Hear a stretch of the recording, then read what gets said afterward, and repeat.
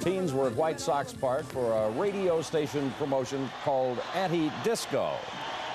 Between games at tonight's doubleheader, a local disc jockey blew up disco records in center field, and the crowd responded by rushing the field. Police moved in, and it took them a considerable amount of time. A bonfire had been built in the middle of center field. Police tried to clear the unruly crowd, pushed them out, finally got them off the field, although, again, it took a long time. Perhaps some arrests, it's hard to tell. Some people appear to be taken into custody.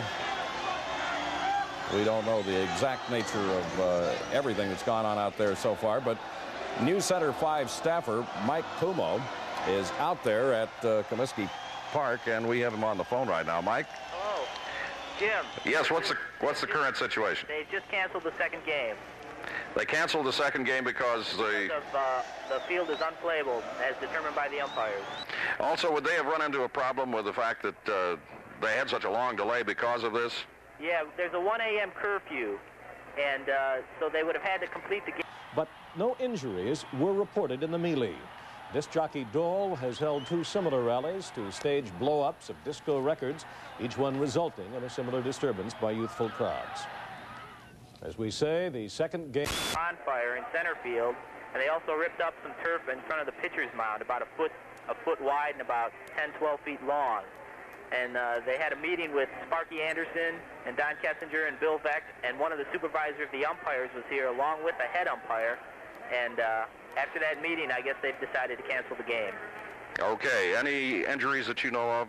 Not that I know of. We have no reports of any arrests either as of right now. Greg Gumbel's got some more on that for us right now. I've been planning to cover that particular story for about a week and a half now, and the disc jockey involved, Steve Dahl. Is that the guy who was cracking the record over his skull? You'll see him in a second. But, he doesn't really plan to have anything like this happen. And, I know he's probably going to catch a lot of flack for it, and it's undeserved. But, we'll talk more about that as the week goes on. A packed house out at Comiskey Park tonight on teen night, and there was more happening, of course, than just the twilight doubleheader scheduled with the Detroit Tigers.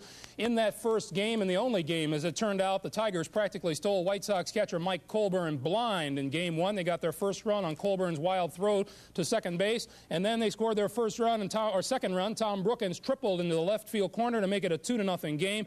Greg Pryor drove in the only White Sox run of the day with a triple down into the left field corner, and here comes Rusty Torres around to score. But the Tigers went on to win it by a score of 4-1, and of course, Game 2 was canceled with all the activities happening out between games. Then on teen night, WLUP held a disco demonstration. We'll talk about that a little bit more too, but Game 2 was canceled out there this evening. As we said, between game activities, the main attraction, the disco demolition, spearheaded by morning radio man Steve Dahl and his anti-disco army called the Insane Coho Lips. Earlier, I asked Steve just what he has against disco. Well, the first thing I have against it is that I can never find a white 3-piece suit that fits me off the rack. So I hate the taste of pina coladas. I'm allergic to gold jewelry, so there's nothing there for me. I'm a cheapskate. I don't like to waste a lot of money at home, in terms of my electrical bill, and you have to spend so much time blow drying your hair.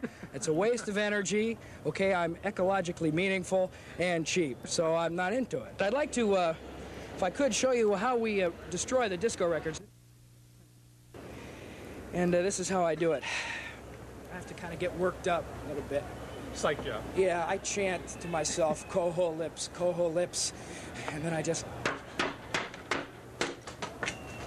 Oh, that felt good.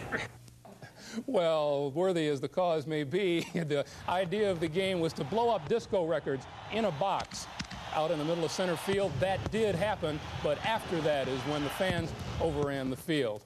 We have other baseball news today. The Cubs, after a long rain delay in Cincinnati, are finally playing. They are underway. They are scoreless in the third inning at Cincinnati. The Cubs have a chance to gain a full game on the Montreal Expos because the Expos have already lost. She drove around the stadium several times. She was concerned about what was going on. She was mobbed by some youngsters who came to her car to talk to her, but then she just drove on. So, except for some of the fireworks and a lot of anti-disco slogans, things, believe it or not, are returning back to normal. Bill and Kerry. Thank you, John. This is the point where they started to blow up some disco records in that promotion that the fans came out of the stands and really covered, as you saw, the whole ballpark out there. Johnny, a question for you. You say that this is a gimmick that's gone too far, obviously. Did Bill Veeck do any checking into the former disturbances that were over anti-disco sentiment? Apparently not.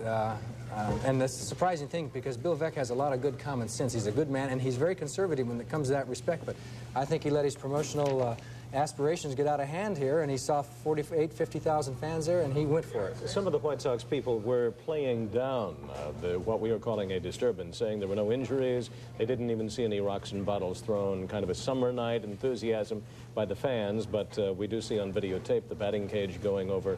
We have had some reports of rocks and bottles. There are arrests, although we don't have any reports at this moment of injuries. Veeck called off the second game at 10 o'clock tonight. Well, the mistake is obviously when you create the climate for something like this, then there's a possibility it happens. And Bill Veeck he could have said, we're not going to create that kind of climate. Gene Siskel is standing by with a review of Bloodline. Gene? Well, Bill, that's Bloodline with Audrey Hepburn, her second pick. Records flew like frisbees, more fireworks exploded, bottles were thrown, and an estimated 7,000 spectators staged their very own demolition. 4 fans were injured during the melee, 40 others arrested, and even after the disturbance was quelled, ballpark area residents aired their own complaints. I had to chase 2 boys out of my hall that was urinating in it. And also we had a car on the curb by our house. Have you ever had anything like this? We had it last year when they had a disco going on here.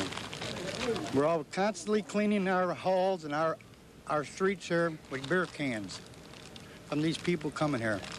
We got a nice neighborhood, and this is our livelihood right here. We live here. We keep it clean.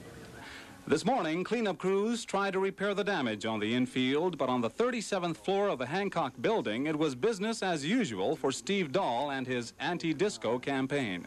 We didn't do this thing last night as a publicity stunt, but it sure is turning into one, isn't it? Oh, you think so? And what the heck? I'll do whatever you want, you know? Just as long as they spell your name wrong. It's the old adage. That'd be pretty funny. I don't know what to tell you. I didn't, like I said, I didn't see it when they came out. I didn't see that many bottles or that many records flying, so I don't know. You know, there were some people that got a little carried away, and... But you're not taking responsibility for what happened. I don't think I have to.